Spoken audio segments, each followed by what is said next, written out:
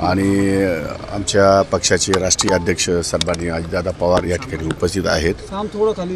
तर त्यांच्याबरोबर या जिल्ह्याचा संपर्क मंत्री म्हणून या ठिकाणी उपस्थित राहणं माझं कर्तव्य आहे आणि त्या दृष्टिकोनातून मी आज या ठिकाणी मेळाव्याला उपस्थित आहे।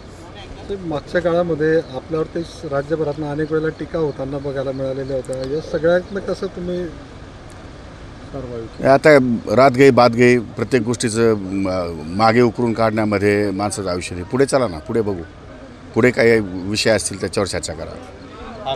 पुढे लोकांना कसा आपल्याला न्याय देता येईल त्या संदर्भात बोलू। मागे काय झालं त्याच्या खोलात जाण्याची काही आवश्यकता आहे असं मला वाटत नाही। हां, आज जरा काल जळगावमध्ये 1 महिन्याभरापासून पावसाने जवळपास दडी मारलेली होती। तर काल बऱ्यापैकी पाऊस झालेला दिसतोय मला, काल आणि आज।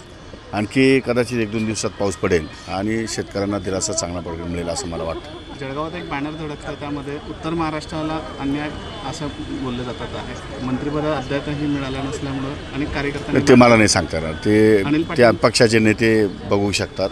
ते पक्षाचे नेते निर्णय घेतील, ते काम माझं नाही आहे। सर, आता क्रीडा क्षेत्र आहे आपल्याकडे, आता क्रीडा क्षेत्रातल्या अनेक अडचणी आहेत, कशा करू आपण त्याही संदर्भात मार्गदर्शन। नवीन इनिंग कशी असणार आहे तुमची? जोरदार असेल, काळजी नका करू, जोरदार आहे। आता isakal.com आहे देशातील नंबर 1 ची मराठी न्यूज वेबसाईट। प्रत्येक अपडेटसाठी isakal.com ला नक्की भेट द्या।